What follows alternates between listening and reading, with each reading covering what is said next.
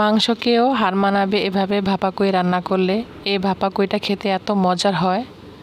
আসসালামু আলাইকুম। আমি কিভাবে ভাপা কইটা রান্না করি সেটা আপনাদের সাথে শেয়ার করব। এই ভাপা কইটা খেতে অসম্ভব মজা হয়। প্রথমে কই মাছগুলো কেটে পরিষ্কার করে ভালো করে ধুয়ে নিয়েছিলাম। আর আমি এখানে দেশি কই মাছটা নিয়েছি। যখনই আমার বাসায় দেশি কই মাছটা আনা হয় তখন আমি ভাপা কইটা রান্না করতে মিস করি না। তবে চাষের কই মাছ দিয়েও ভাপা কইটা রান্না করা যাবে। এখন দিচ্ছি হাফ কাপ পেঁয়াজের পেস্ট, দিচ্ছি 1 টেবিল চামচ লাল মরিচের গুঁড়া, 1 চা চামচ ধনিয়ার গুঁড়া, 1 চা চামচ থেকে একটু কম হলুদের গুঁড়া, 1 চা চামচ জিরার গুঁড়া, হাফ চা চামচ গরম মশলার গুঁড়া, বাসায় যে গরম মশলাটা থাকে সেটা দিলেই হবে, 1 চা চামচ আদা রসুনের পেস্ট, দিচ্ছি স্বাদ মতো লবণ। লবণটা বুঝে দিতে হবে যেহেতু লবণ দেওয়ার আর কোনো সুযোগ নেই। এখন মশলার সাথে মাছ ভালো করে মেখে নিব। মশলার সাথে মাছ ভালো করে মেখে নেওয়ার পর এখন দিচ্ছি 1 টেবিল স্পুন সরিষার তেল।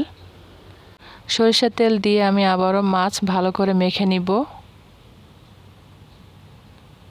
আর মাখানো হলে আমি এভাবে মাছ 10 মিনিট মেরিনেট করে রাখবো। কই ভাপা রান্না করতে আমি একটি স্টিলের টিফিন বাটি নিয়েছি। এখন সবগুলো মাছ আমি টিফিন বাটির মধ্যে দিয়ে দিব।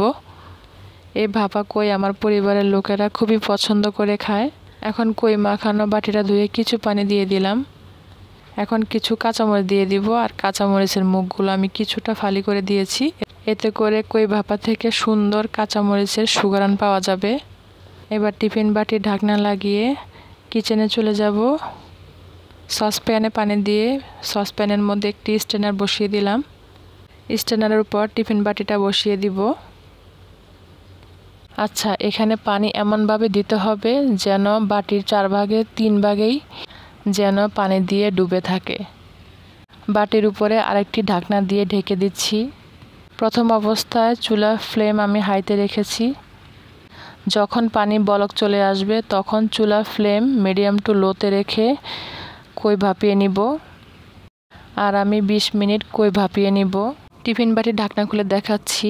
দেখেন একদম পারফেক্টভাবে আমার কই ভাপা হয়ে গেছে। এখন আমি ঠান্ডা করে আপনাদেরকে পরিবেশন করে দেখাচ্ছি।